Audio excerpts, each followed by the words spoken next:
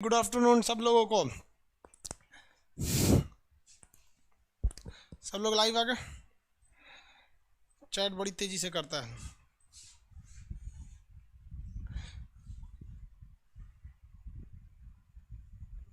चलिए सब लोग को गुड आफ्टरनून। दर्शन दीजिए, दे दिए भाई।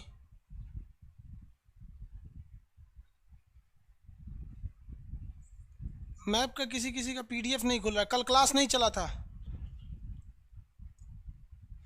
पीडीएफ एक बार चेक कर लीजिए तो। किसी किसी के मोबाइल का प्रॉब्लम होगा पीडीएफ को लेकर।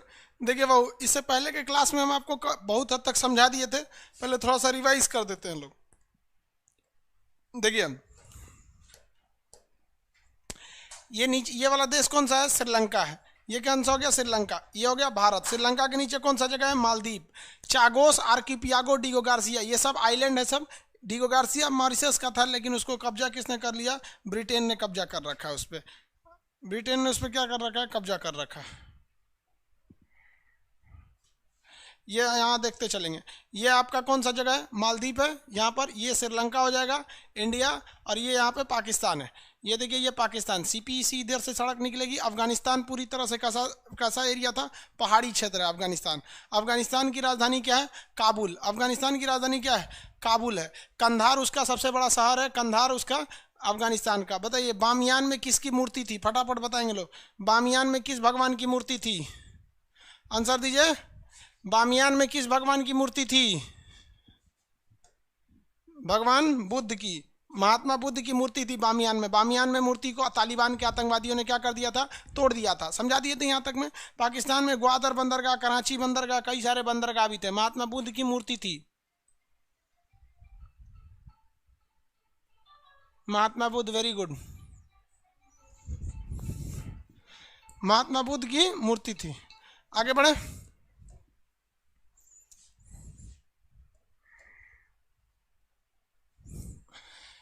ताला परियोजना किस देश में है? ताला परियोजना किस देश में है? आंसर दीजिए। ताला परियोजना भूटान में। Very good. ताला परियोजना भूटान में है। यहाँ देखिए अब आगे समझाते हैं आप लोगों को। ताला परियोजना भूटान में है। चूखा दोगाछू ये सब कहाँ पर है? भूटान। भूटान में है। काला पर्वत भूटान में है। काला पर्वत भूटान में स्थित है। Black mountain Bhutan. Land of Thunderbolt Bhutan. Land of Thunderbolt Bhutan. Bhutan की सुरक्षा की जिम्मेदारी किसकी है? भारत की है। डोकालाम किसका जमीन था? भूटान का था। उसे चाइना हड़पना चाहता था, किसने बचा दिया? भारत ने उसे बचाया। अब इसके आगे देखिए, यहाँ एक देश है जिसका नाम है बांग्लादेश। ये कौन देश है? बांग्लादेश। ये बांग्लादेश है। बांग्लादेश जो है पहले इसका नाम पूर्वी पाकिस्तान था। बांग्लादेश का पुराना नाम क्या था? पूर्वी पाकिस्तान। आप अगर इसको देखिए तो जब भारत का विभाजन हुआ तो ये एरिया दे दिया गया था पाकिस्तान को।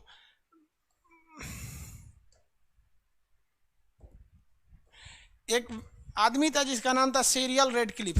इतना बड़ा लोल था, वो भारत का विभाजन कर दिया 10 मिनट में पकड़ के। क्या किया? यहाँ जितना पुलिस स्टेशन थे सारे पुलिस स्टेशन को मिलाया, एगो नक्शा खींच दिया। कहा ये वाला एरिया पूर्वी पाकिस्तान हो गया। और इधर जितने पुलिस स्टेशन थे सबको नक्शा को मिला दिया, ऐसे कह दिया ये वाला पश्चिमी पाकिस्तान हो गया। तो ये वाला कौन सा पाकिस्तान है भैया? पश्चिमी पाकिस्तान। उस वक्त का ये पश्चिमी पाकिस्तान था। और जो बांग्लादेश आप देख रहे हैं, ये बांग्लादेश इधर ना, ये पहले पूर्वी पाकिस्तान था। तो ये दोनों ओर से बड़ा तामझाम करते रहते थे सब, पाकिस्तान और पूर्वी पाकिस्तान के बीच में। तो दोनों ओर से भारत को तंग करते थे। तो पाकिस्तान के जो मेन लोग थे उन लोग का कहना था, क्या कह रहे हैं भाई? कल क्लास नहीं चली थी। जितने लोगों को कंफ्यूजन, कल क्लास नहीं हुआ था।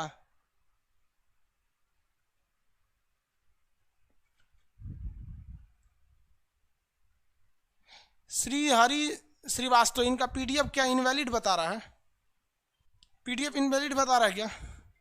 अगर इनवैलिड बता रहा होगा तो चेक कर लेंगे। हालांकि यार इनवैलिड तो बताना नहीं चाहिए, किसी किसी के मोबाइल में बता सकता है।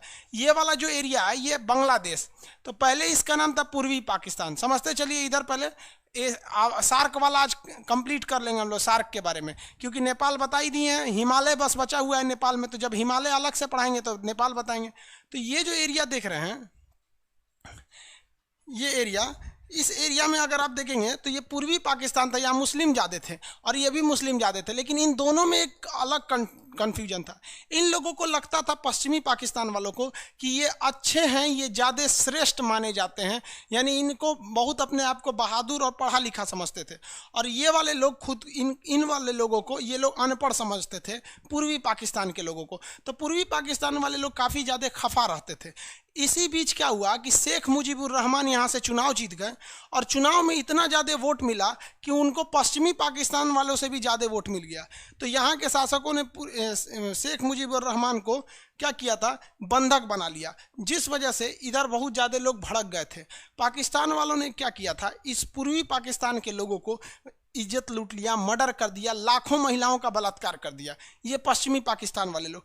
तो ये हम हिंदुस्तानियों से क्या करेंगे भाई, जब तुम लोग अपने देश में मार काट करोगे तो हम लोग तो भाई तुम्हारे दुश्मन ठहरे, हम लोग क्या कर पाएंगे। तो इस वजह से यहाँ के लोग परेशान हो गए। तो इंदिरा गांधी के पास आए थे शेख मुजीबुर रहमान। तो इंदिरा गांधी ने कहा था कि आप अपनी फ़ौज बनाइए, हम मदद करेंगे। तो यहाँ पर इन लोगों ने अपनी फ़ौज बनाया, जिसका नाम था मुक्ति वाहिनी।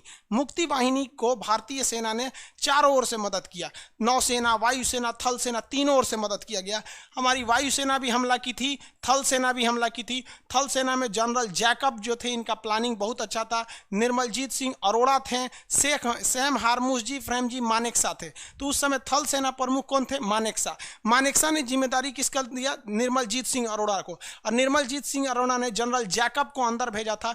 जनरल जैकब ने बहुत खतरनाक प्लान बनाया और यहाँ पाकिस्तानियों को धोना चालू कर दिया। और जब यहाँ पाकिस्तानी धोआने लगे सब, तब इनको लगा कि भैया अब हम मदद कैसे मांगेंगे। और यहाँ इनको डबल लोग धो रहे थे, एक हिंदुस्तानी लोग धो रहे थे, दूसरा मुक्ति वाहिनी के लोग धो रहे थे। वहाँ पे लड़कियों का आप रेप करेंगे, मर्डर करेंगे, अपने देश में तो कोई आपको देश वाला मानेगा नहीं। तो बांग्लादेश के साथ बहुत ज़्यादा ही अत्याचार कर रहा था।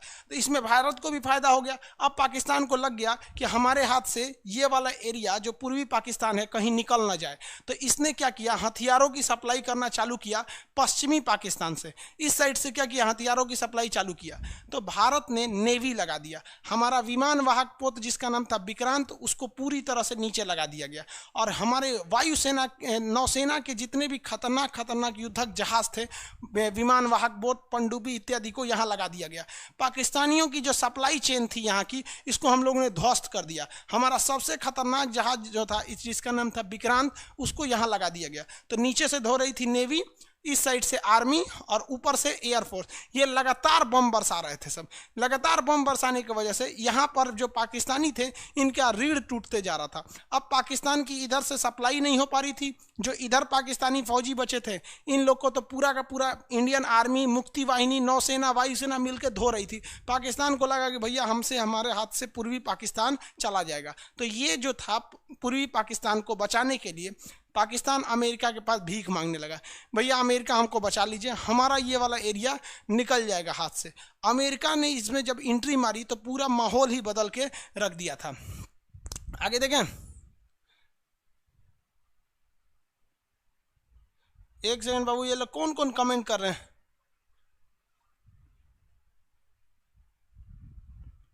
अजय भाल है भाई, मुकेश कुमार गुप्ता जी, सर जी हम भी आपकी तरह पढ़ाना चाहते हैं, बीएड किए हैं। अब नॉलेज रखिए, आप भी पढ़ा लीजिएगा। अब ये सब चीज़ आप यहाँ कमेंट करके पढ़िएगा, मजबूरी में फिर कमेंट ऑफ करना पड़ेगा। इसमें एंट्री मार दिया कौन, अमेरिका। और अमेरिका की एंट्री मारते बवाल हो गया बहुत भीषण, क्योंकि अमेरिका जैसे एंट्री किया तो अमेरिका की एंट्री करने के बाद कारण रूस की भी एंट्री फिक्स हो गई, क्योंकि रूस को हम लोग बचाए थे। याद कीजिए कि जब अमेरिका श्रीलंका में हम्बनटोटा बंदरगाह ले रहा था, तो रूस ने भारत को कहा था कि अमेरिका को कैसे भी भगा दो। अब यहाँ पे एंट्री हो गई किसकी, अमेरिका की। अमेरिका ने यहाँ से अपने जहाज़ों को भेजना चालू कर दिया। इन जहाज़ों के ग्रुप का नाम था 7th फ्लीट, 7वां बेड़ा। इनमें 30-40 तो पानी वाली जहाजें थी, और हमारा एक अकेला विक्रांत कैसे टक्कर लेता इन 30-40 जहाज़ों से। अब यहाँ से कौन सा बेड़ा आ गया, 7वां बेड़ा आ गया। इंदिरा गांधी का हालत खराब, क्योंकि 7वां बेड़ा अगर पहुँच जाता तो वो परमाणु बम लेके आ रहा था। तब इंदिरा गांधी ने कहाँ बोला, रूस में खबर किया कि भैया हम आपको बचाए थे ना, इसी का आज हमको खामियाजा भुगतना पड़ रहा है कि अमेरिका से हमारी सीधी दुश्मनी हो गई है, अमेरिका मारने आ रहा है, प्लीज़ हमको बचा लीजिए।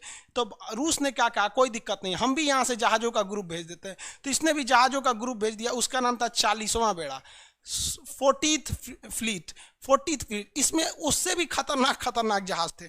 और चूंकि रूस हमसे ज़्यादा करीब है, यहाँ 40वां बेड़ा ने आके अपनी सारी जहाज़ों को लगा दिया। जितना जहाज यहाँ लगा दिया, इतना ना भयानक नेवल ब्लॉकेज किया कि यहाँ डिगो गार्सिया से उनकी जहाज़ें नहीं उठ पाई। और जब ये 7वां बेड़ा यहाँ पहुँच रहा है तो उसको लगा कि भैया यहाँ तो 40वां बेड़ा पहले से पहुँचा हुआ है, तो इन्होंने उसको धमकी दिया 40वां बेड़ा को कि भाग जाओ, हम अमेरिका वाले हैं, परमाणु बम लेके आए हैं। इसने कहा कि भैया तोरा से ज़्यादा परमाणु बम है हमारे पास, 200 से ज़्यादा परमाणु बम लेके हम आए हैं, तुमसे ज़्यादा खतरनाक परमाणु बम है। तो कहा कि भाई तो डरने वाला नहीं है। और इसने क्या किया, अपने ऊपर एक ऑटोमेटिक हथियार सेट कर दिया जिसे कहा गया पैट्रियट मिसाइल। ये मिसाइलें इतनी खतरनाक थी कि अगर दुश्मन ज़्यादा करीब आएगा तो ऑटोमेटिक अलार्म बजाने लगेगा, और करीब आएगा तो जहाज के कैप्टन पायलट सबको अलार्म बजाने लगेगा, और अगर इनकी जहाज़ें 100 किलोमीटर तक के अंदर आ गई तो अपने से मिसाइल निकाल के मार देगा। तो इनको तो पहले ही डर हो गया कि इन्होंने कौन सी मिसाइल लगा रखी है, पैट्रियट मिसाइलों को लगा रखा है। और पैट्रियट मिसाइल लगा देने की वजह से यहाँ पे बहुत ज़्यादा दिक्कत हो जाएगा। किसको? पैट्रियट मिसाइल लगा दी है तो वो एंट्री ही नहीं कर पाएगी, और जैसे ही एंट्री नहीं कर पाएंगे तो फिर यहाँ भारत का विक्रांत इनको क्या कर रहा था, धो रहा था। तो रूस ने कहा कि एक काम करो, तुम भयानक धो। तो हमारी आर्मी, एयरफोर्स, नेवी यहाँ धो रही थी। अब पाकिस्तान को इधर से तो भयानक धूल चटाया गया, इधर से भी धो, पाकिस्तान पिटाते रह गए यहाँ पर। और यहाँ पर रूस और अमेरिका ये आमने सामने, हम लोग को किसने रोक दिया, हम लोग को किसने बचाया, रूस ने। और अंततः अमेरिका को यहाँ से वापस जाना पड़ा ये कह के कि we are too late, Pakistan तुम अपने से समझो। अब पाकिस्तान का तरीका ही तो बवाल हो गया यहाँ पर, अब क्या समझेंगे। तब पाकिस्तान ने लगा कि अब हमसे हाथ से ये पूर्वी पाकिस्तान चला जाएगा। तो पाकिस्तान ने सोचा भारत को दूसरे जगह पे घेर लेते हैं। तो पाकिस्तान सोचा कि यहाँ पे हम भयानक युद्ध कर देते हैं, भयानक युद्ध होगा तो भारत का ध्यान उधर से इधर हटेगा। तो इसने यहाँ पर अपने 6000 सैनिकों को भेज दिया। कितने सैनिकों को भेजा? 6000 सैनिकों को। चूंकि यहाँ भारत के केवल 120 सैनिक थे, 120 सैनिक थे, और उसने कितने सैनिक भेजेगा? 6000। और यहाँ पर हमारे थे कौन थे भाई? तो हमारे यहाँ सिख रेजिमेंट थी। अब सरदार जी थे यहाँ पर, सरदार कुलदीप सिंह चांदपुरी। और कुलदीप सिंह चांदपुरी 120 सिख रेजिमेंट को लेकर रेडी थे। अभी लोग को पता है ये लोग 1.25 लाख के नीचे बातें नहीं करते हैं। ये 120 मिल के ये 6000 पाकिस्तानियों को धूल चटा दिया, उनके टैंक वगैरह को मार के ध्वस्त कर दिया। आज भी यहाँ पर उनके टैंक हम लोग ने बंदी बना के रख लिए हैं। तो पाकिस्तान यहाँ से हार रहा था, उसकी पनडुब्बी वगैरह को मार के हम लोगों ने गिरा दिया। और यहाँ पर पाकिस्तान जो था, पाकिस्तान के 6000 सैनिक यहाँ मरे, अमेरिका वापस चला गया, पाकिस्तान को हार का सामना करना पड़ा। और हाल ये हो गया कि पाकिस्तान में यहाँ पर खड़े हुए 93,000 फौज, 93,000 फौज ने आत्मसमर्पण किया, सरेंडर किया कि भारत हमको माफ़ कर दो, जिंदा छोड़ दो हमको। तो भारत ने यहाँ 93,000, सोचो भैया, हमारे यहाँ 120 फौजी ने सरेंडर नहीं किया और तुमको धूल चटा दिया, और यहाँ तुम्हारे 93,000 फौजी ने सरेंडर कर दिया। और इन गधों को लगता है कि कश्मीर ये ले लेंगे। अरे साले, पहले तुम अपना लोग ना, यहाँ पे तुम्हारा बांग्लादेश टूट गया, तुम अपना लो, बाद में हमारा कश्मीर लेना। वो तो हम लोगों ने यूएनओ में केस कर दिया, वरना कब का हम लोगों ने फरियाद दिए रहते कश्मीर का इशू, वरना आज लटका रहता। पूरी दुनिया में सबसे बड़ी हार अगर किसी के नाम पर है तो वो Guinness book of world record में है कि दुनिया में आज तक किसी भी देश की 93,000 फौज ने सरेंडर नहीं किया। भारत ने इनको स्कूल में बांध के रखा और पाकिस्तान से लिखवाया कि बोलिए कि अब पाकिस्तान के 2 टुकड़े हो गए, एक का नाम हो गया बांग्लादेश, दूसरा का हो गया पाकिस्तान। तो ये पाकिस्तान लिखा है। और हम कभी कभी यूट्यूब पे वीडियो बनाते हैं ना, तो पाकिस्तानी सब कमेंट क्या करता है, सब तुम हिंदुस्तानियों को हम सबक सिखाएंगे, कश्मीर लेके रहेंगे। हम मन में आता है बस हम एक ही कमेंट करते हैं, भैया 1971 याद करो, वरना हमारे 120 फौजी तुम लोग को यहाँ धूल चटा दिए। हिंद महासागर में इतना दौड़ा मारा गया जिसका कोई हद नहीं।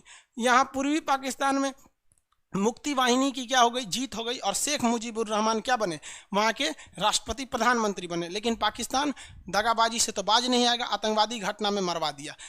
आतंकवादियों से किनको मरवा दिया? शेख मुजीबुर रहमान को मरवा दिया। आज उन्हीं की बेटी बैठी हुई है, क्या नाम है, शेख हसीना, जिनका भारत से बहुत अच्छा संबंध है। तो 1971 की लड़ाई हुई जिसमें हम लोगों ने मुक्ति वाहिनी सेना को खड़ा किया और 1972 में पाकिस्तान ने अंततः यह स्वीकार कर लिया कि अब पूर्वी पाकिस्तान उसका नहीं है, अब वो एक देश बन चुका है। तो क्वेश्चन पूछा था पाकिस्तान ने बांग्लादेश को एक देश के रूप में कब स्वीकार किया था, तो 1972 में। लड़ाई कब हुई थी? 71 में। समझ में आ गया कि नहीं आ गया? सोचिए यहाँ हमारे 120 फौजी पाकिस्तान में उन लोग को घुसने नहीं दिए। जब राजस्थान पढ़ाएंगे ना तब बताएंगे यहाँ पर। तो आज जो आप बांग्लादेश देख रहे हैं, पहले वो किसका था? पाकिस्तान का। तो बहुत बेहतरीन प्रधानमंत्री थी इंदिरा गांधी, जिसका हद नहीं, जिसने इसको जिता दिया। समझ में आ गया? 1971 में। आगे बढ़ जाए, बहुत बेहतरीन प्रधानमंत्री थी। हम एक न्यूज़ देख रहे थे तो जिसमें एक आदमी क्या कह रहा था कि 1971 का भारत ने युद्ध इसलिए जीता क्योंकि उस समय बीजेपी विपक्ष में थे। अरे भैया, बीजेपी का गठन हुआ था 1980 में, उससे 9 साल पहले ये घटना हो चुकी थी। देखिए, कांग्रेस में सबसे बेहतरीन प्रधानमंत्री अगर कोई था तो वो इंदिरा गांधी थी। बाकी नेहरू के अंदर दूरदर्शिता नहीं थी, विश्वास बहुत ज़्यादा कर लेता था, बहुत खतरनाक। अब आप बताइए, अगर इंदिरा गांधी ये कदम नहीं उठाई रहती तो आज ये क्या रहता? पूर्वी पाकिस्तान। और आपको पता है क्या होता कि ये वाला एरिया में पाकिस्तान ये एरिया किसको दे देता? आप आइडिया लगाइए, चाइना को दे देता। और चाइना यहाँ पे भी आके अपनी फौज खड़ा कर लेता। और ये फौज खड़ा करने के बाद हम लोग 3 ओर से घिर जाते लोग, इधर से भी घिर जाते लोग, और इधर से तो अभी घिरे, और ऊपर से चाइना से। भारत को इतना टॉर्चर करता, इसलिए इंदिरा गांधी ने इसको बहुत बेहतरीन ढंग से भांप लिया और उसने पहले ही इसको तोड़ दिया। और वो उस समय युद्ध के उस समय सेना प्रमुख कौन थे? मानेकशॉ थे। क्या थे? मानेकशॉ। पूरा नाम था सैम हारमूस जी, फ्रेम जी, जमशेद जी, मानेकशॉ।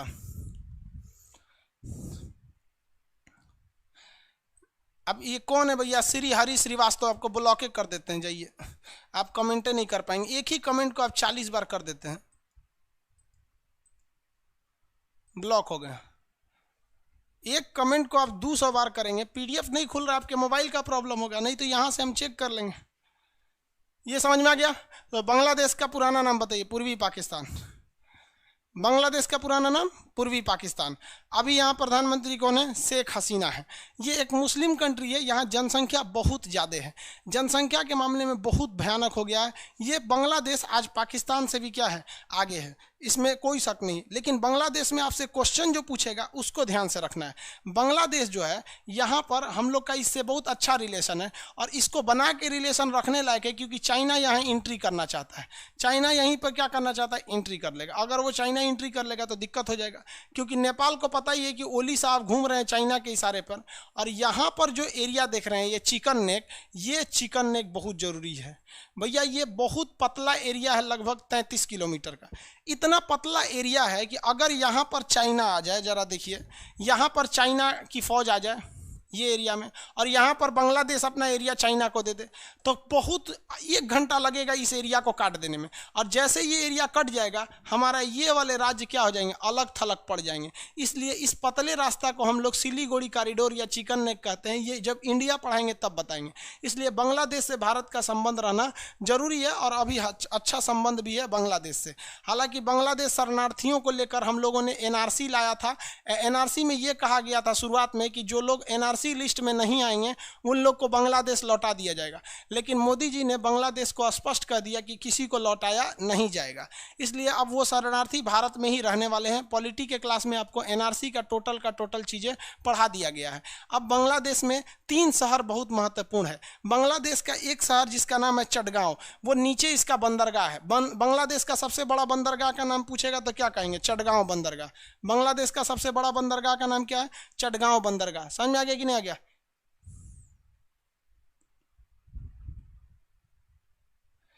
ये बेवकूफ़ सब ऐसा काम करता है ना, जिसका पीडीएफ नहीं ओपन हो रहा है, एक बार एप्लीकेशन अनइंस्टॉल करके चालू कर दो।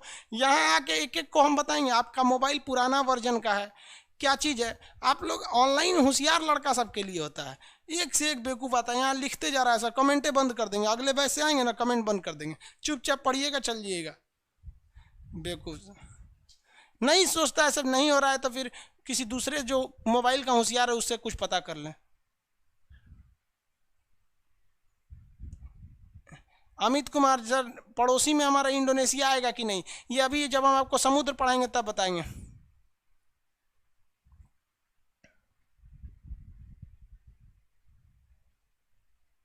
ले कौन बकलोलवा 36वां एडिशन लिया है किताब का, कोई भी किताब ले लिए रहेंगे आप, जो किताब खोले लिए हैं उसमें आप बांग्लादेश का खोल के देखेंगे, यहाँ पे मिलेगा चटगांव बंदरगाह। जो भी बुक लिए हैं लोग एटलस, उसमें खोल के देखिए, नीचे मिलेगा चटगांव बंदरगाह।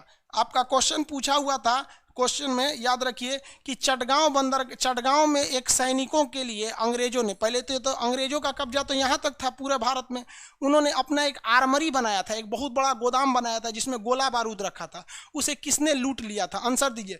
चटगांव शस्त्रागार यानी चटगांव की जो आर्मरी थी उसे किसने लूट लिया था? आंसर दीजिए। चटगांव शस्त्रागार किसने लूट लिया था? आंसर जल्दी।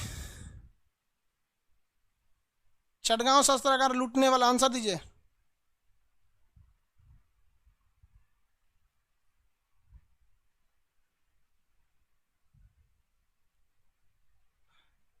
चटगांव शस्त्रागार लूटने वाले का नाम बताइए। Surya Sen, very good. सूर्य सेन, कल दरोगा वाले बैच में बताए थे, सूर्य सेन ने लूट लिया था। चटगांव कहाँ है? बांग्लादेश में। सूर्य सेन ने इसे लूट लिया था और पूरे हथियार को किसको बांट दिया? अंग्रेजों को। पूरे हथियार को किसको बांट दिया? लोगों में बांट दिया। मटेरियल में ये लिखा हुआ है, जितनी चीज़ें हैं ना वो लिखा हुआ है, आपको लिखने की खास ज़रूरत नहीं है, वहाँ A to Z लिखा हुआ है, बस आपको एटलस खोल के इसको रंगना है। कहाँ पे है वो?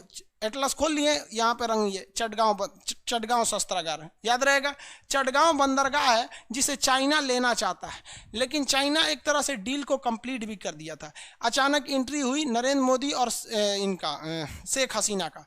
शेख हसीना दिल्ली आई तो मोदी जी जो थे वो प्रोटोकॉल तोड़ दिए। प्रोटोकॉल का मतलब होता है नियम कानून। नियम ये है कि प्रधानमंत्री किसी को रिसीव करने नहीं जाएगा, लेकिन मोदी जी कहें यार शेख हसीना आ रही है, हम जाएंगे रिसीव करने। मोदी जी रिसीव करके आए उनको, अब पता नहीं क्या क्या गाड़ी में बैठ के समझा दिए, ऐसे ऐसे आई शेख हसीना, प्रेस कॉन्फ्रेंस कहती हम चीन को नहीं देंगे। बहुत अच्छा, मोदी जी ऐसे समझाने में एक नंबर है।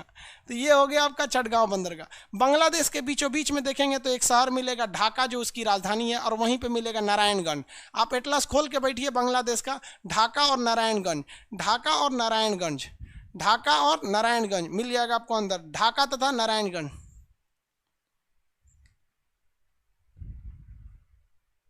ढाका और नारायणगंज मिल गया। जल्दी जल्दी ढूंढिए, जिनको नहीं मिल रहा है बांग्लादेश का नक्शा खोलिए। आपको पता होना चाहिए कि हम कहाँ पढ़ाने वाले हैं। अब बांग्लादेश के बाद म्यांमार पढ़ाएंगे। ये ढाका, ढाका बांग्लादेश की क्या है? राजधानी है। यहाँ जूट बहुत ज़्यादा मिलता है। जूट समझते हैं ना, बोरा, जो ठंडी के दिन में जानवरों को ओढ़ा दिया जाता है बोरा, वो जूट के कपड़े वो यहाँ पे बहुत ज़्यादा बनते हैं, जूट का। तो जूट का सबसे बड़ा मंडी जो है वो नारायणगंज में है। बांग्लादेश की राजधानी ढाका के करीब है। तो बांग्लादेश में बस 3 शहर याद रखेंगे, नारायणगंज जूट के लिए, ढाका राजधानी के लिए है, और चटगांव बंदरगाह है जो चीन लेना चाहता था लेकिन अभी नहीं ले पाया। ये हमारे लिए बहुत ज़रूरी है। बांग्लादेश से हमारी सबसे लंबी सीमा लगती है। हमारी सबसे लंबी सीमा किससे लगती है? बांग्लादेश से। हालांकि अगर बांग्लादेश से देखेंगे तो 3 विवाद है भारत का। क्वेश्चन आपको जब इंडिया पढ़ाएंगे ना, तो जब बंगाल पढ़ाएंगे, वेस्ट बंगाल, तो वहाँ बताएंगे पश्चिम बंगाल और बांग्लादेश के बीच 3 विवाद चलते हैं, जो हमेशा क्वेश्चन आता है। एक न्यू मुरे द्वीप को लेकर विवाद चलता है, दूसरा 3 बीघा कॉरिडोर को लेकर विवाद चलता है, और तीसरा जो विवाद चलता है वो तीस्ता नदी को लेकर चलता है। तो ये बांग्लादेश जब पढ़ाएंगे ना, तो बांग्लादेश में हम आपको इस चीज़ को बताएंगे। अभी इसको बस याद रखेंगे, पूर्वी पाकिस्तान, ये समझ में आ गया। पूर्वी पाकिस्तान का नाम क्या हो गया? अब बांग्लादेश हो गया। हमसे इसका काफ़ी अच्छा संबंध है। चिकन नेक किसके किसके बीच में है? तो भारत और बांग्लादेश के बीच का एक पतला रास्ता क्या कहलाता है? चिकन नेक कहलाता है। ये देश कौन सा हो गया? भूटान। और ये वाला कौन सा हो गया? नेपाल। बताइए, अब सार्क में कितने देश थे? सार्क में 8 देश। नीचे में कौन सा होगा? मालदीव, श्रीलंका, भारत, पाकिस्तान, नेपाल, भूटान, भारत, पाकिस्तान, अफगानिस्तान, नेपाल, भूटान, बांग्लादेश। अब हम आंसर पूछते हैं आपसे, क्वेश्चन पूछते हैं, फटाफट आंसर दीजिएगा। बामियान किस देश में? आंसर चाहिए तुरंत। बामियान किस देश में? आंसर, बामियान किस देश में? रुपेश कुमार जी, सर आप 9वां संस्करण ले लीजिए, ठीक है बाबू। बामियान किस देश में है? वेरी गुड, AF मतलब अफगानिस्तान। बामियान अफगानिस्तान में। आप बताएंगे फटाफट। ग्वादर बंदरगाह किस देश में है? ग्वादर बंदरगाह, ग्वादर बंदरगाह, ग्वादर ग्वादर ग्वादर बंदरगाह पाकिस्तान, वेरी गुड। ग्वादर बंदरगाह पाकिस्तान। चटगांव चटगांव कहाँ है? चटगांव कहाँ पे है? बांग्लादेश। Very good, Bangladesh. चटगांव बांग्लादेश। चाइनवा देखिए क्या सोच रहा था, ओकरा ही समझ में नहीं आता कि यहाँ मोदी बैठल है। मोदी जी ऐसा खतरनाक है, एक साथ यहाँ शेख हसीना को कंट्रोल कर लेते हैं, उधर स्मृति ईरानी को कंट्रोल कर लेते हैं, हर जगह एक साथ। हालांकि आप इसे अन्यथा न लेंगे, ऐसे पढ़ाई में हंसी मजाक चलता है। ये बंदरगाह का नाम चिटगांव बंदरगाह। इस बंदर का नाम है हम्बनटोटा बंदरगाह, श्रीलंका में नीचे है। यहाँ पर मालदीव में है माले बंदरगाह, और यहाँ पर है ये कौन सा, ग्वादर बंदरगाह। चाइनवा चोट्टा क्या कह रहा था कि हमरा हाई वाला बंदरगाह दे दो, और यहाँ से यहाँ देख रहे हैं किसको घेर रहा है, चोट्टा भारत को घेर रहा था। किसको घेर रहा था? भारत को। नरेंद्र मोदी आए ना तो धज्जी उड़ा दिए उसका, कैसे समझिए। चटगांव बंदरगाह तो कैंसिल हो गया चटगांव बंदरगाह कैंसिल, तो ये रास्ता तो काम खत्म हो गया। और जितने बंदरगाह, जो भी जहाज हम्बनटोटा बंदरगाह पे जाती थी, भारत सरकार ने कहा कि भैया आप केरल या तमिलनाडु बंदरगाह पे आइए। तो हम्बनटोटा बंदरगाह जो बनाया गया है उस पर कोई जहाजें नहीं जाती है, जिस वजह से हम्बनटोटा एयरपोर्ट और हम्बनटोटा बंदरगाह अब किसी काम का नहीं है। तो ये रास्ता तो यहीं से कट गया। माले बंदरगाह को भी भारत के अब फेवर में आ गया, बच गया एक बस इसका ये ग्वादर बंदरगाह। तो ये ग्वादर बंदरगाह पर इतना ना कर्जा ले लिया है पाकिस्तान कि इस कर्जा को चुकाने के लिए उसको सऊदी अरब से पैसा मांगना पड़ता है कि चाइना को चुकाना है कर्जा। और पाकिस्तान को ये लगा था कि ये सड़क बन जाएगा तो इससे हम बहुत कमाएंगे, लेकिन भारत ने इस सड़क के बदले में एक और सड़क की घोषणा कर दिया। वो यहाँ पर है आपका चाबहार बंदरगाह, और यहाँ से सड़क लेके हम लोग रूस तक जाएंगे, लंदन तक यहाँ से। अब बताइए, जितना व्यापार होगा वो इस सड़क के रास्ते हो जाएगा और ये बंदरगाह के रास्ते। अब लो भैया, तुम्हारा ये चीन का सीपीईसी पकड़ के बैठे रहो। हम लोग के नीतियाँ बहुत अच्छी हैं, बट इतना ना लेट नीतियाँ हो जाती हैं जिसका कोई हद नहीं। तो चटगांव बंदरगाह समझ में आ गया आपको। एशिया में अगर हम आपसे कहते हैं तो आप दिमाग वही पहुंच जाएंगे कि नहीं। जैसे अगर हम कहते हैं सीपीईसी तो आपका दिमाग तुरंत जाना चाहिए, अरे भैया सीपीईसी इधर है। अगर हम आपसे कहते हैं चटगांव बंदरगाह तो आपके दिमाग में 1 सेकंड में आना चाहिए बांग्लादेश के बाद चटगांव बंदरगाह। हम आपसे कहते हैं हिमालय, दिमाग में तुरंत ऊपर रहना चाहिए। कहेंगे बामियान, तुरंत अफगानिस्तान होना चाहिए। काबुल कंधार, अफगानिस्तान होना चाहिए। गजनी वगैरह, अफगानिस्तान। हिंदुकुश पर्वत, तो हिंदुकुश पर्वत ये वाला एरिया है। कराची बंदरगाह, ऐसे। अब तो ऐसा नहीं होगा कराची बंदरगाह कहाँ है, इधर तो नहीं है, ऐसा बेवकूफ़ी तो नहीं करेंगे ना। समझ में आ रहा है आपको? किसी को कोई दिक्कत नहीं? I want PDF in English, you should wait for 10 days।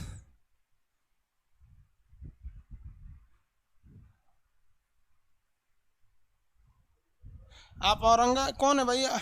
Abhay Kumar sir, मैं औरंगाबाद से हूँ, आज मेरा पहला क्लास है। केबीसी मुकेश दुबे पूछ रहे हैं कि सर 3 दिन पहले चिकन नेक के बारे में कौन बनेगा करोड़पति में पूछा था। केबीसी में पूछा होगा भाई, ऐसा नहीं है। आपको इसमें हर एक चीज़ें मिलेंगी आपको जानने के लिए, हल्का सा बस आपको सब्र करना है। जिनका PDF नहीं खुल रहा है वो आपको एक बार अनस्टॉल करके फिर करेंगे, फिर PDF खुलेगा। वहाँ पर आपके मोबाइल के वर्जन का भी डिफरेंस हो जाता है, कौन सा वर्जन का मोबाइल है किसका नहीं है, उसमें ये सारी चीज़ें लिखी गई हैं। हम आपको मंगलवार या बुधवार को PDF में जो जो खाली जगह दिया गया है उसको भरवाएंगे। आप उसको दुकान पर जाके हार्ड कॉपी निकलवा लीजिएगा एक किताब के शक्ल में, हम उसको भरवाएंगे। अब हम आपसे ये वाला एरिया, सार्क एरिया देख लिए, देखिए ध्यान से। आप अगर दिमाग में बैठाएंगे ना तो आपके अंदर ये वाला एरिया दिमाग में बैठ चुका है। ये है मालदीव, टूरिस्ट के लिए है। श्रीलंका वाला बता दिए, पाकिस्तान, अफगानिस्तान, नेपाल, भूटान, बांग्लादेश बता दिए ना। किसी को कोई दिक्कत नहीं है? आसियान में एंट्री मारे, ये एरिया बता दिए ना एशिया का।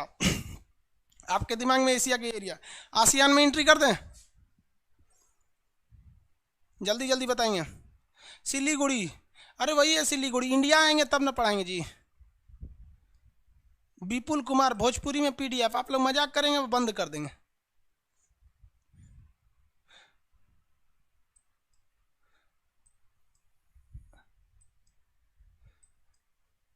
चलिए अब आसियान में एंट्री करते हैं।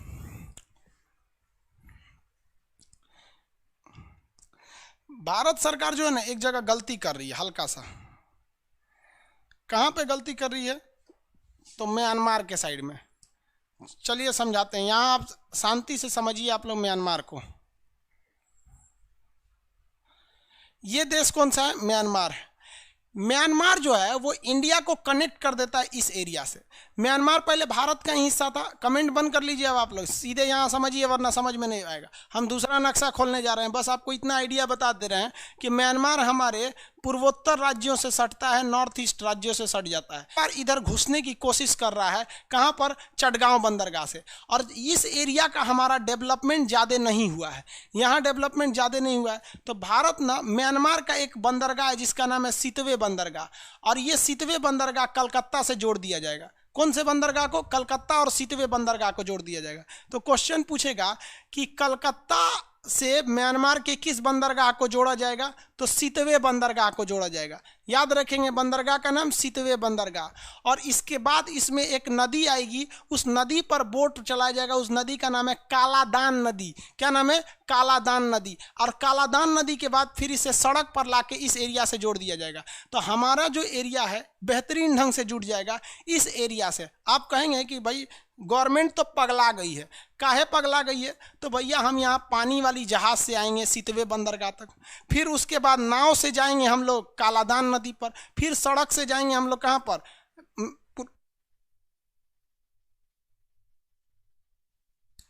सड़क से जाएंगे पूर्वोत्तर राज्य में। इस छोटे से प्रोजेक्ट में 3 जगह रास्ता बदलना है। एक कलकत्ता बंदरगाह से समुद्र, सितवे बंदरगाह से पानी, और उसके बाद आपका सड़क। इसलिए इसे मल्टी मॉडल प्रोजेक्ट कहा जाता है कालादान। इससे होगा क्या? चाइना को भारत की कमजोरी पता है कि भारत की कमजोरी है ये चिकन नेक। काट देंगे तो यहाँ जाएगा कैसे? काट देंगे तो जाएगा कैसे? इसलिए भारत ने एक सड़क ले जा रहा है बांग्लादेश के रास्ते कि अगर हमारा चिकन नेक कट जाएगा तो हम बांग्लादेश के रास्ते यहाँ सेना पहुँचा सकते हैं। अगर इसको भी काट दिया तो कालादान मल्टी मॉडल प्रोजेक्ट के तहत जा सकते हैं यहाँ से। तो ये सितवे बंदरगाह और कालादान प्रोजेक्ट आप क्या है, आप समझ में आ रहा है आप लोग को? ये सितवे बंदरगाह कहाँ पर है? म्यांमार में है। अब हम म्यांमार का नक्शा खोलते हैं। ये वाला एरिया आपका लिए हो गया। म्यांमार का नक्शा खोल देते हैं।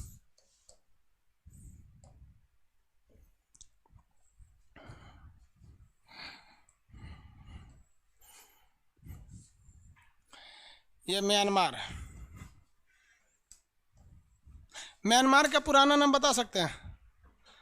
म्यांमार का पुराना नाम जल्दी जल्दी बताइए तो। म्यांमार का पुराना नाम?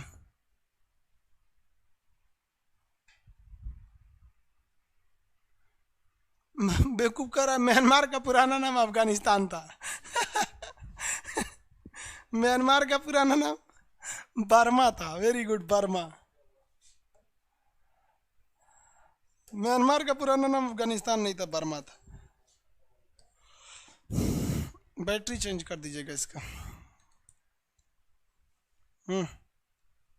बैटरी दे दीजिए। भारत और म्यांमार के सीमा पे एक पर्वत है। इस पर्वत का नाम है आराकाम पर्वत। पर्वत का नाम क्या है? आराकाम पर्वत। क्वेश्चन फटाफट बताएंगे। भारत और म्यांमार को अलग करने वाले पर्वत का नाम क्या है? आराकाम पर्वत। इस पर्वत पर चाइना ने आतंकवादियों को खड़ा कर दिया है। उसका आर्मी का नाम है आराकाम आर्मी, जो हमारे सितवे बंदरगाह के प्रोजेक्ट को पूरा होने नहीं देता है। आगे आप समझिए इसमें।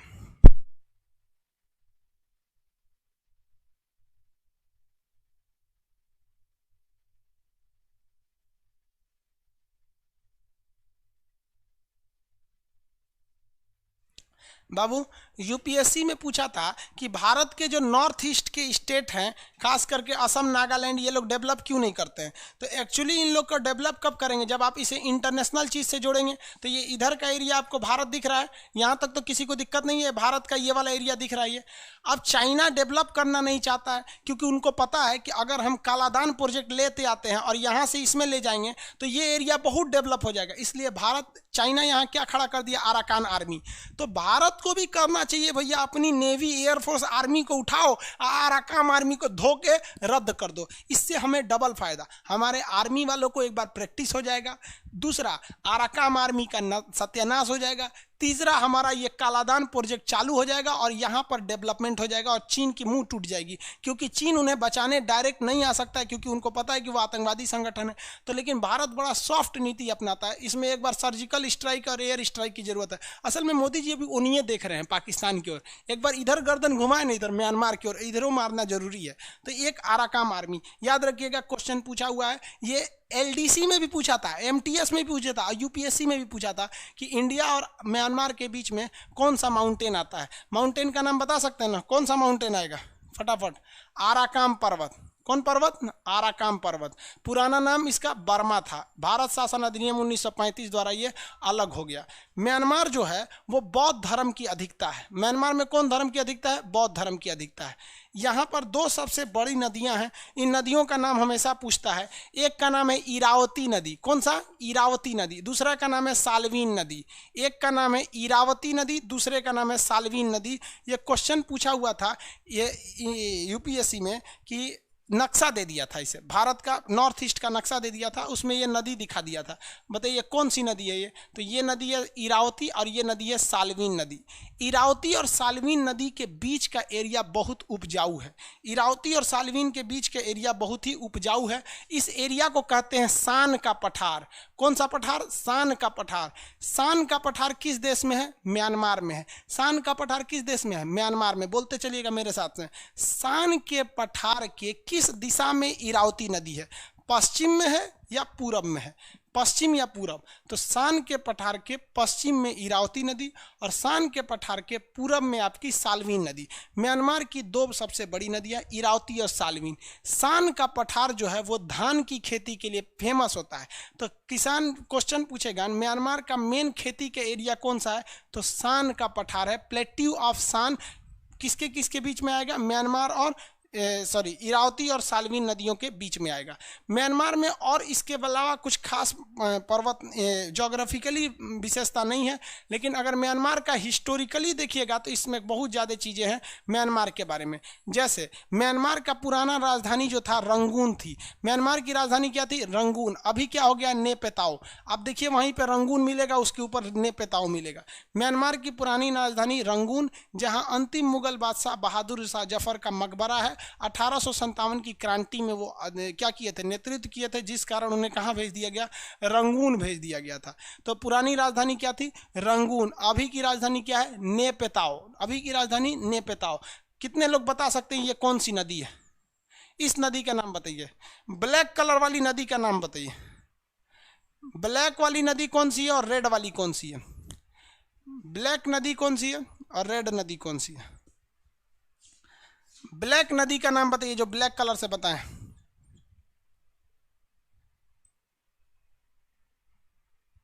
ब्लैक कलर से इरावती। रेड कलर से कौन सा है? रेड कलर वाली बताइए तो। ब्लैक वाली तो इरावती है, वेरी गुड। रेड कलर वाली साल्वीन, वेरी गुड, साल्वीन। चलिए साल्वीन। हम इसमें दो गोला बनाए हैं। देखिए एक रेड कलर का गोला है, बताइए ये कौन सा एरिया है? एक रेड कलर का गोला है और एक ब्लैक कलर का गोला है। रेड वाला गोला क्या है? आंसर दीजिए। रेड वाला गोला क्या है? रेड गोला क्या है और ब्लैक गोला क्या है? रेड वाला सर साल्वीन है। भाई साल्वीन थोड़ी है, रेड वाली नदी ना साल्वीन है। रेड वाला गोला सान का पठार, वेरी गुड, सान का पठार। और ब्लैक वाला क्या है?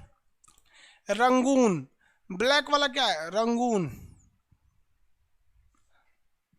ब्लैक वाला एरिया है रंगून। पुरानी राजधानी क्या थी? रंगून। आप गाना सुने ना, मेरे पिया गए रंगून, वहां से किया है टेलीफोन की तेरी याद सताती है। समझ में? पहले रंगून लोग जाते थे घूमने वगैरह, आप लोग अच्छा से समझते होंगे। लेकिन हम लोग शुरुआत से ही हमारी परंपरा क्या रही है?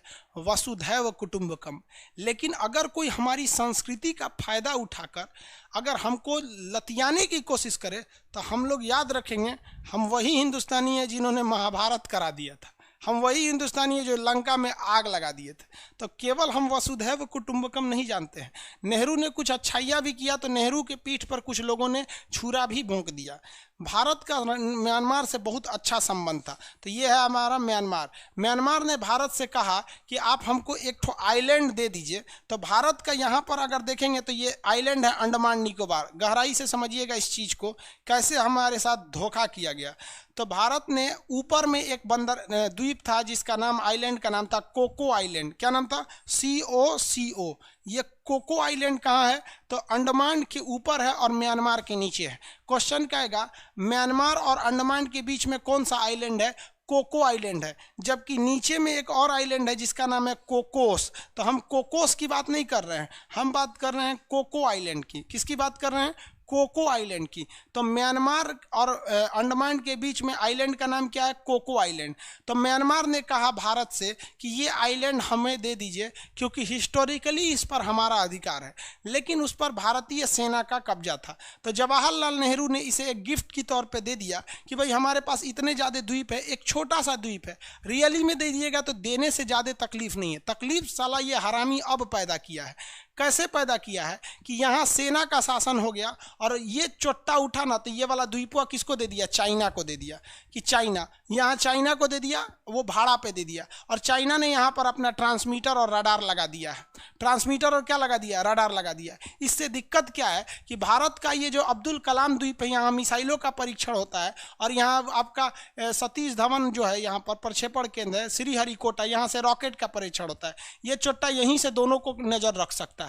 तो आप बताइए, इसमें नेहरू ने तो ये सोच के दिया कि हमसे रिश्ते अच्छे हो जाएंगे, खामखा में अभी देश आज़ाद हुआ है, विवाद में क्या फंसे। लेकिन इस हरामी की ना गलती है कि नौटंकी किया है। और भारत के प्रधानमंत्री लोगों की भी गलती रहती है। चाहे वो नेहरू ने गलती कर दिया तो एक प्रधानमंत्री गलती करेगा तो दूसरा सुधार भी तो सकता है। इंदिरा गांधी जब एक देश अलग करा सकती है तो इंदिरा गांधी सुतल थी कि ये कोको द्वीप ले ले। हालांकि इस वक्त इंदिरा गांधी के समय ये चाइना को नहीं दिया था, लेकिन मनमोहन सिंह के समय चाइना को दे दिया। मनमोहन सिंह हाथ पे हाथ रख के चले गए। मोदी जी का भी ये वो कार्यकाल हाथ पे हाथ रख के निकल गया और ये भी निकलेगा, क्योंकि मोदी जी तो इसको कभी सीरियस ले ही नहीं रहे। मोदी जी को भी कहना चाहिए कि भैया देखो म्यांमार, हमने तुमको, हमारे जो जवाहरलाल नेहरू प्रधानमंत्री थे, हमने तुमको गिफ्ट दिया था, तो ये बात सही है, हम तुमको गिफ्ट आज भी देते हैं, लेकिन हमारे शत्रु देश को तुम यहाँ बचाओगे, ले आओगे तो हम ये गिफ्ट वापस ले लेंगे। तो आप डिसाइड करो भैया कि तुम ये म्यांमार, तुम चाइना को वापस भगाओगे कि हम द्वीप ले ले। तो इस पे म्यांमार चोट्टा साला कुछ बोलेगा नहीं, तो भारत को कुछ नहीं करना चाहिए। भारत को वैज्ञानिक मुंबई में बैठे हैं सब भाभा एटॉमिक रिसर्च सेंटर पे, इन वैज्ञानिकों को कहना चाहिए कि भैया तुम एगो नया परमाणु बम लाओ और तुम यहां पर अंडमान निकोबार में छोड़ दो। हम उस पे नहीं छोड़ेंगे, अपने यहाँ एकदम ऊपरा वाले पोर्शन पे छोड़ेंगे। इतना भयानक फटेगा कि सुनामी आ जाएगा। हमारे लिए ये एरिया तनी सा डूबेगा, उसका पूरा डूब जाएगा। हम तो डूबे सनम, तुम्हें भी ले डूबेंगे। समझ में आ गया? कभी कभी पैर बुरी तरह फंस जाता है ना, तो काट के निकाल दिया जाता है। शरीर में कैंसर नहीं रखना चाहिए, ये हमारे लिए कैंसर बन के आया। या तो चाइना को भगाओ, नहीं तो साले हम तुमको बर्बाद कर देंगे। तो जब तक हमारे देश में एग्रेसिव नहीं रहेगा तो नहीं हो सकता है। समस्या इस बात का है कि आज कोई मीडिया वाला साला हरामी ये सवाल पूछने वाला नहीं है मोदी जी से, या उनको ये सलाह देने वाला नहीं है कि मोदी जी आप म्यांमार को भगा दीजिए, वहां से आप चाइना को भगा दीजिए। हम रियली कहते हैं कि हमें म्यांमार से कोई दुश्मनी नहीं है, हम वसुधैव कुटुंबकम के मानने वाले हैं। हम आज भी ये कहते हैं कि तुम वहां रहो, बल्कि खुशहाल रहो, भगवान से दुआ करते हैं। लेकिन तुम साले वहां हमारे दुश्मन को क्यों लिए? हमारी तो संस्कृति थी, हमने अपना परिचय दिया कि तुम मांगे हम तुमको दे दिए। तुम्हारी यही संस्कृति है, तुम हमारे दुश्मन को ले आ दिए। कोई दिक्कत नहीं, हमारी ये भी संस्कृति है कि हम बदला भी लेते हैं और ये लिया जाएगा। इस बात को लिख के रखिए कि कहीं आपको सौभाग्य प्राप्त हुआ कि भारत के आप प्रधानमंत्री बनिएगा, तो हमारे लिए ये गुरु दक्षिणा समझ जाइएगा कि आप इसको लेकर आइएगा, और तब हम समझेंगे कि हमारा शिक्षक बनना इस जीवन में सफल हो गया, कि हमारा कोई विद्यार्थी प्रधानमंत्री बना। और आंख में आंख डाल के AK-47 दिखा के लेके आना है कि साले या तो वहां से चाइना से भगाओ, नहीं तो हम तोरा बर्बाद कर देंगे यहाँ पे। तब सब ये समझेंगे। सब ये गलती हो रही है लेकिन कोई समझाने वाला नहीं है। हम सब लोग तो भक्ति में लगे हुए हैं। लोग भाई देश जा रहा है, आप इसको समझिए ना। मीडिया वाले सालों को क्या मतलब बनता है? उधर एगो अंजना बैठी है, एगो रूबिका बैठी है, ये सबको कोई मतलब ही नहीं है। समझ में आ रहा है कि नहीं? सर लड़ के लेंगे एकदम, कैसे नहीं लड़ के लेंगे यहाँ पर हम लोग। क्या देखो भाई, जिनको करना चाहिए वो ना करेंगे भाई। हम तो शिक्षक है ना, हम ज्यादा बोलेंगे यूट्यूब पे तो कहेगा सबकी, रे तू मोदी विरोधी हो गया। हम मोदी विरोधी हैं? हम तो भारत को बढ़ाने के लिए बात कर रहे हैं, इसमें विरोधी की बात कौन सी है? हाँ, और अपने देश की बात करना विरोध कहलाता है, तो समझ जाओ कि हम विरोधी हैं। आगे समझ। इसीलिए ये सब बात हम यूट्यूब पे नहीं बोल सकते। यूट्यूब पे बोलेंगे ना तुरंत बवाल हो जाएगा। ये समझ में आ गया, अंडमान निकोबार समझ में गया। संकल्प लीजिए आप लोग भी कि यदि आपको सौभाग्य प्राप्त हुआ भारत के प्रधानमंत्री या सलाहकार बनने का, तो इसे लेकर आएंगे। ये संकल्प हर हिंदुस्तानी के सीने में रहना चाहिए कि हम लेकर आएंगे यहाँ पर। समझ में आ गया कि नहीं आ गया? और लेकर आइए वहाँ पर भव्य, और वहाँ बनाइए ना, आपको जो मनाना है बनाइए, वहाँ राम मंदिर बनाइए, कृष्ण मंदिर बनाइए, आपको मस्जिद बनाना है, जो गिरजाघर बनाना है, जो बनाइए, हमारा देश है, आप उसको लाइए। हमारा मकसद क्या है कि बस हम देख रहे हैं कितना सीक्रेट जगह दिया है, यहाँ से हमारे दो चीज़ों पर कब्जा कर लिया, कितना बेहतरीन लगेगा वहाँ पर। टूरिस्ट प्लेस बना दीजिए, सोचा सब लोग वहाँ घूमने जाएंगे और हमें अपनी बहादुरी की याद रहेगी, चोट्टा तुम चाइना को दिया था, देख हम वहाँ आते हैं वहाँ बनाने के लिए। समझ में आया कि नहीं? जो मन वहाँ बनाइए, म्यूजियम बनाइए, मंदिर मस्जिद बनाइए, सब बना दीजिए यहाँ पर। लेकिन कम से कम जो देश की जमीन भूली गई है आप उसको सुधारिए, आगे बढ़िए। समझ में आ गया कि नहीं? म्यांमार समझ में आ गया। म्यांमार का पुराना नाम क्या था? बर्मा। भारत शासन अधिनियम 1935 द्वारा यह अलग हो गया। इसकी पुरानी राजधानी रंगून थी, अभी की राजधानी नेपेताओ है। भारत और म्यांमार की सीमा पर एक पर्वत है, इस पर्वत का नाम है आराकान पर्वत। इस पर्वत के पास यहाँ पर एक राज्य है जिसका नाम है रखाइन। यहीं के लोग एक आतंकवादी संगठन बना लिए जिसका नाम है आराकान आर्मी है, जिसको फंडिंग चाइना देता है और ये हमारे बंदरगाह प्लान को रोकता है। यहाँ हमारा कालादान मल्टी मॉडल प्रोजेक्ट है, यहाँ से यहाँ हम लाएंगे किससे लाएंगे? सितवे बंदरगाह तक जहाज लाएंगे, फिर पानी वाली जहाज जाएगी और पानी वाली जहाज जाने के बाद फिर यहाँ से यहाँ हमारा सड़क जाएगा। इसलिए इसे हम लोग क्या कहते हैं? मल्टी मॉडल प्रोजेक्ट कहते हैं। कौन सा प्रोजेक्ट कहेंगे? मल्टी मॉडल, ताकि तीन चीजें हैं। इसको सबसे बड़ी बाधा कौन दे देता है? आराकान आर्मी दे देती है। समझ में आ गया कि नहीं आया? तो म्यांमार को भी समझ के रहना चाहिए। समझ में आ गया कि नहीं आ गया? किसी को दिक्कत?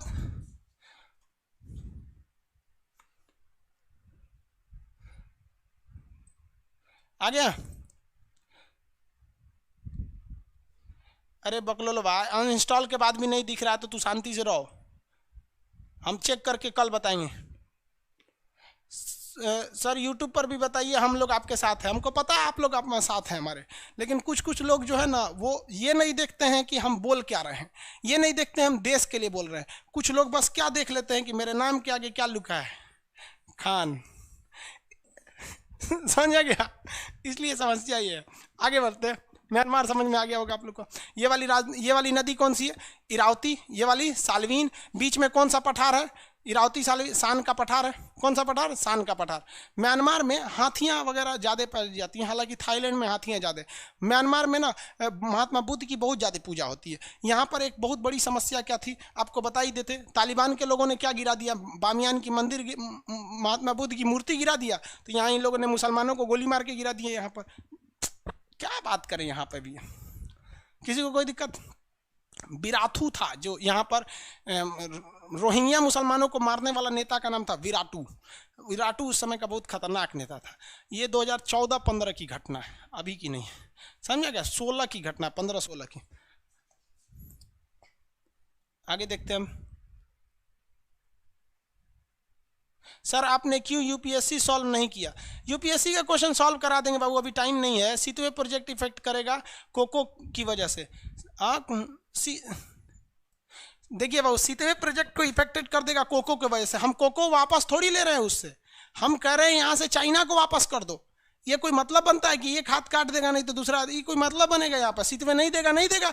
हमारा कोकोस उससे ज़्यादा खतरनाक है। हम क्या कह रहे हैं कि भैया तुम कोकोस लो, तुम्हें मन है तो बोलो हम कोको वाले पर होटल बना देते हैं अपने पैसा से, बोलो हम बिजली घर बना देते हैं, हम हर एक सुख सुविधाएं दे देते हैं। हमने अफगानिस्तान को दिया कि नहीं दिया? क्या पैसा लिए? फ्री में बना के दिए हम लोग, हम इसको दे देंगे लोग। समझ में आ गया कि नहीं आ गया? लेकिन हमारा कहना है कि हमारे भारत माँ की जो जमीन है इसे कोई गिरवी नहीं रख सकता है हम लोग के आगे, छीन के लेके आएंगे हम लोग, कोई दिक्कत नहीं है। जिस तरह से चाणक्य ने चंद्रगुप्त मौर्य को पैदा किया और मतलब कहने का सेंस उसको राजा तक बनाया और उसे आगे ले जाएगा और उसके मदद से वो धनानंद के अत्याचार को खत्म किया। मेरा भी प्रण है कि हम पढ़ा के एक ना एक दिन तो ऐसा एक अपने लिए चंद्रगुप्त मौर्य खड़ा करेंगे और वह लेके आएगा हमारा कोकोज, और उस दिन हम समझेंगे कि भारत माँ का कर्ज हमने चुका दिया और मेरा जीवन सार्थक हो गया। आप टेंशन नहीं लीजिए, हम काम कर रहे हैं, हमारा नीति बहुत दूर तक है। यहाँ पर कोई ना कोई तो आएगा जो वापस लेकर आएगा। आगे वाला देश है जिसका नाम है थाईलैंड। ये वाला देश का नाम क्या है? थाईलैंड। थाईलैंड के बारे में समझते हैं। म्यांमार का पड़ोसी है थाईलैंड, बट चाइना से इसकी बॉर्डर नहीं लगते हैं। म्यांमार का बॉर्डर चाइना से नहीं लगता है। देखिए सॉरी, म्यांमार का लगता है, थाईलैंड का नहीं लगता है। ये पकड़ो भैया, देखो ये वाला जगह कौन सा है? थाईलैंड। दिख रहा है आप लोग को? जगह कौन है? थाईलैंड है। इसको कलर कर देते हैं, आप ही लोग में से लाइएगा भाई, मेरा सपना पूरा करिए। थाईलैंड जो है यहाँ पे हाथियां बहुत ज्यादा होती हैं, यहाँ कई हाथियां सफेद रंग की होती है। तो थाईलैंड को अक्सर क्वेश्चन पूछता है सफेद हाथियों का देश किसे कहते हैं? थाईलैंड को कहते हैं। थाईलैंड जो है ये डेवलप कंट्री है, ये टूरिस्ट के लिए यहाँ लोग ज्यादा जाते हैं। बैंकॉक टूरिस्ट, ये सब ये लोग यहाँ पर ज्यादा जाते हैं। यहाँ का कल्चर में टूरिस्ट ज्यादा है यहाँ पर थाईलैंड में। थाईलैंड जो है इलेक्ट्रॉनिक्स चीज को उत्पादन में बहुत ज्यादा है। थाईलैंड में एलईडी टीवी ना 2000 रुपये में टीवी मिल जाती है थाईलैंड में। समझ में आ गया कि नहीं? ये देश कौन सा है आपका? थाईलैंड। थाईलैंड में बैंकॉक जो जगह है वो थाईलैंड की राजधानी है। बैंकॉक से थोड़ी दूरी पर एक जगह है जिसका नाम है फुगेट। फुगेट जो है टूरिस्ट प्लेस के लिए बहुत ज़्यादा फेमस होता है, टूरिस्ट के लिए। तो ये आपका हो गया भैया, आपका कौन सा जगह? थाईलैंड। थाईलैंड जो है ये इलेक्ट्रॉनिक्स के लिए ज़्यादा है। अब भारत ने इसके इलेक्ट्रॉनिक्स पर बैन लगा दिया है, क्योंकि अगर ये इलेक्ट्रॉनिक की दुनिया में भारत में एंट्री मारेगा ना तो फिर भारत के इलेक्ट्रॉनिक बाजार क्या हो जाएंगे? बंद हो जाएंगे। इसकी अगर बाउंड्री देखेंगे तो इसकी बाउंड्री चाइना से नहीं लगती है। दिख रहा है आपको? चाइना से इसकी बाउंड्री नहीं लगेगी। ये चाइना है, इससे बाउंड्री इसकी नहीं लगती है थाईलैंड से। आगे बढ़े, क्या हो गया भाई?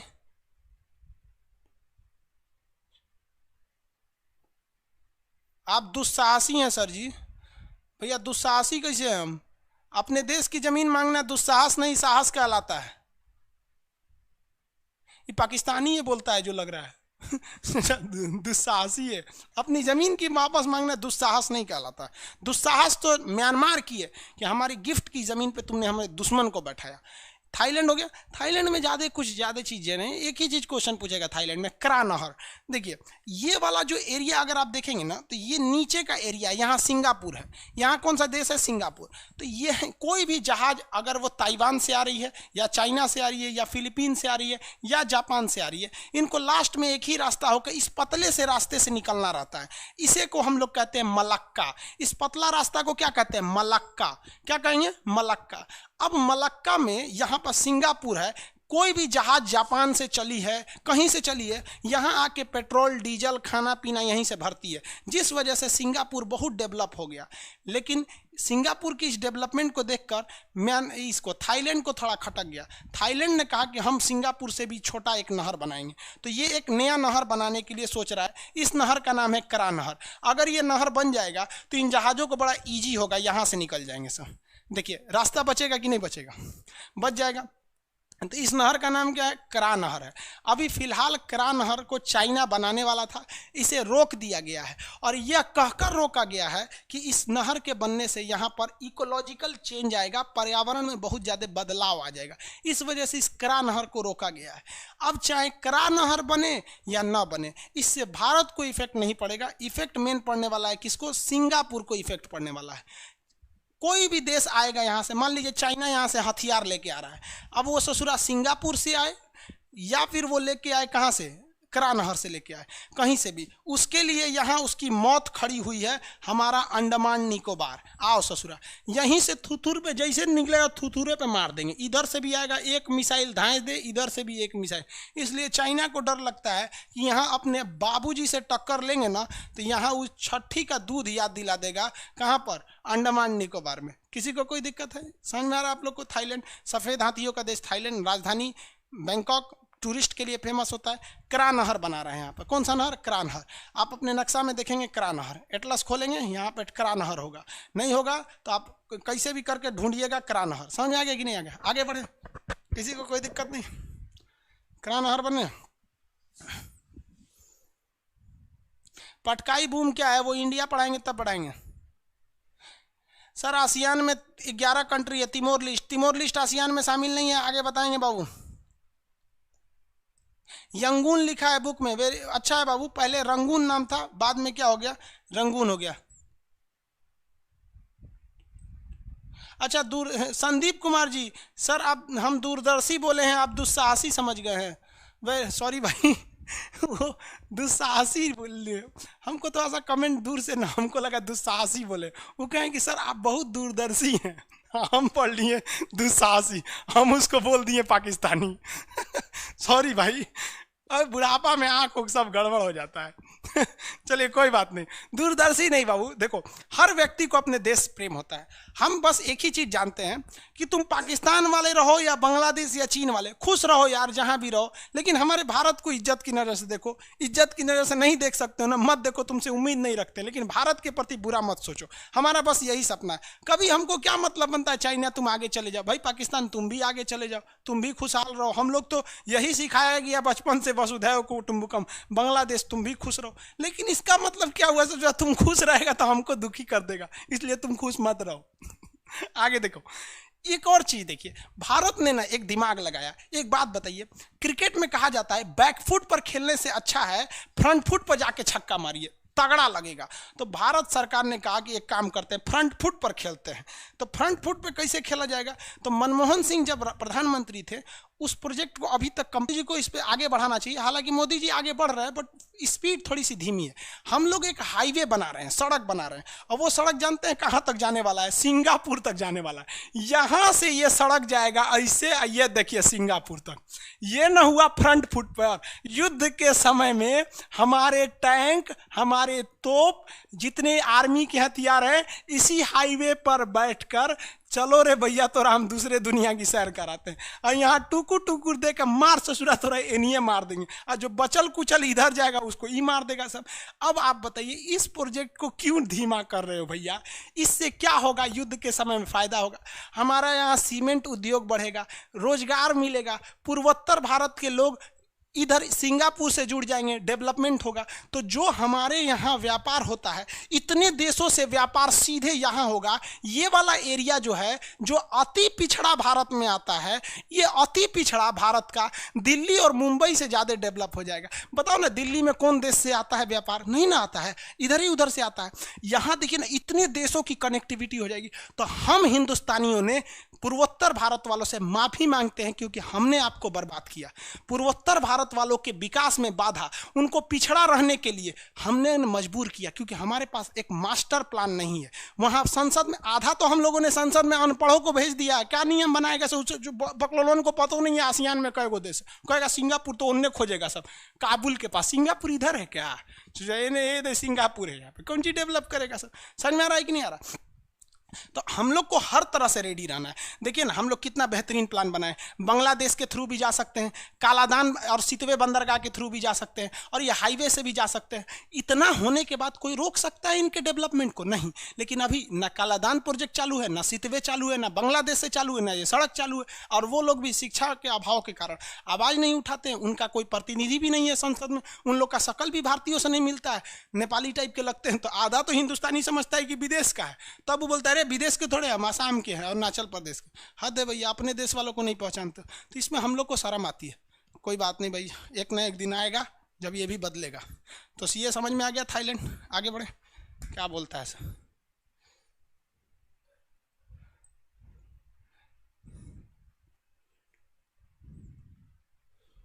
कोको वाला अजय कुमार कह रहे हैं सर, कोको वाला वीडियो डाल दीजिए। किस पर? यूट्यूब पर डाल दे। चलिए बाबू डाल देते हैं, ठीक है। आप लोग सपोर्ट में रहिएगा, वरना हमारा गरिया नहीं लगता है सर यूट्यूब पे कि तुम मोदी जी के खिलाफ बोल रहे हो। हम क्या को खिलाफ बोलेंगे, हमारा चुनाव में उठना है। आगे समझते हैं। आज के लिए इतना ही रहने देते, टाइमिंग ज़्यादा हो गई। अब नेक्स्ट में अभी हम पीडीएफ चेक कर लेते हैं। तो आप पीडीएफ चेक कर लीजिएगा क्यों प्रॉब्लम आ रही है। नेक्स्ट क्लास आपको हम बताते हैं। देखिए, आप अपने एटलस में ये ढूंढिएगा, चाहे जिस भी पब्लिकेशन का लिए होंगे, कि लाओस कैसा दिखता है, कंबोडिया, वियतनाम कैसा दिखता है, और ये मलेशिया, यानी सिंगापुर के इन 5 देशों को आप ढूंढिएगा और मटेरियल से देख के पढ़िएगा कि उसमें कौन सा शहर बताए हैं और इसमें कौन सा शहर की चर्चा है। कल हम आपको इंडोनेशिया तक समझा देंगे, उसके बाद नया चीज़ को पढ़ाएंगे, को कुछ चीज़ें लिखवाएंगे, आपको परसों लिखवाएंगे, ठीक है। तो आज हम खुद पीडीएफ देख लेते हैं। हो सकता है हमारे साइड से ही प्रॉब्लम हुआ हो, नो डाउट, लेकिन बहुत से लोगों को प्रॉब्लम है। आगे समझे? सीतवे सर, यूट्यूब पे कोको वाला द्वीप बढ़ा दिया, एकदम डाल देंगे भाई। मांडले वगैरह, मांडले उसका बीच का एक शहर है सर। आगे देखते हैं। देखिए, ज्योग्राफी का भी बैच आएगा, बट आप नक्शा पढ़ लेंगे। नक्शा पढ़ने का ज्योग्राफी में लड़का फेल क्यों होता है? ज्योग्राफी में उसे 4 चीज़ पढ़ना है। देखो भैया, एक पढ़ना है उसे एस्ट्रोनॉमी, दूसरा पढ़ना है उसको जियोलॉजी, एक पढ़ना है जियोग्राफी, एक पढ़ना है उसको टोपोग्राफी। समझ में गया? और इसके अलावे भी उसको बहुत सारी चीज़ों को पढ़ना है। तो ये सारी चीज़ों का बैच आएंगे सब, इसको मोटा मोटी मान के चलिए 10-12 तारीख से जो भी बैच आएगा बाबू ना, उसको हम गारंटी कहते हैं कि 60% आप ही लोग से भरेंगे। 60%। जब एडमिशन 60% हो जाएगा तब जाके यूट्यूब पर बोलेंगे कि भैया क्लास है, क्योंकि हम आपको हमारे फर्स्ट बैच के स्टूडेंट हैं, आप लोग के लिए एकदम दी जान से एकदम लगे रहेंगे। आपको देखें, आपको इंडिया वर्ल्ड एटलस सब चीज़ आपको 150 रुपया फीस लिए, बाद में 200 किए। आज के लिए हम इतना ही रहने देते हैं, ठीक है?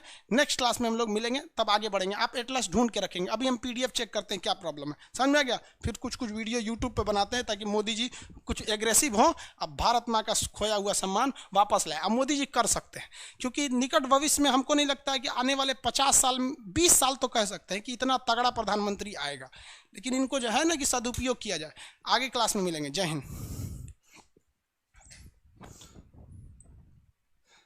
सर हम 9th क्लास से हैं। रितेश कुमार जी, भाई आप 9th क्लास के हैं तो इसमें पढ़ रहे हैं। सर करा नहर मिल रहा नहीं, मिल रहा है, कोई बनबे नहीं किया नहर तो मिलेगा कहाँ से भाई? अभी बना कहाँ है? हम कहें, तू कहेगा खान सर का लड़का कौन है, मिलिए नहीं रहा है। अरे हमारा बियाह कहाँ भइले? अब PDF खराब है बाबू, हम भी यहाँ देख रहे हैं कुछ प्रॉब्लम हो रहा है, अभी हम उसको सुधरवाते हैं। सर एक बार अपना मोबाइल नंबर खोलिए, PDF नहीं खुल रहा है। कोई बात नहीं बाबू, हम मानते हैं इस बात को कि हमसे गलती है, हम देखते हैं। सर इंग्लिश में प्रोवाइड कराइए, कोशिश करेंगे बाबू। इंडिया को सब कॉन्टिनेंट में कन्फ्यूजन हो रहा है, फिर से बता देंगे कल। ज्योग्राफी UPSC के लिए भी क्लियर करा दीजिए बाबू, इसमें UPSC का एक क्वेश्चन नहीं फंसेगा, आप चुपचाप बस तैयारी करिए 0 से हीरो तक, मैक्सिमम कोशिश करेंगे हम।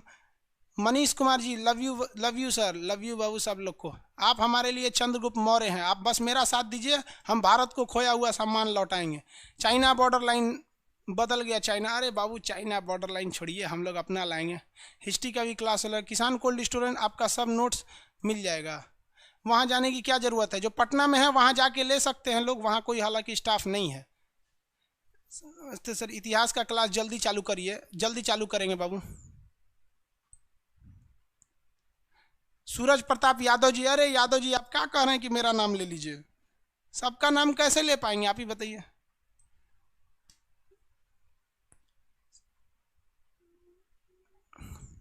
अंडमान निकोबार को कैसे डेवलप करेंगे सब बताएंगे बाबू, ठीक है? अब नेक्स्ट क्लास में मिलेंगे। आज के लिए इतना ही, आज के लिए इतना ही रहने देते हैं। जय हिंद।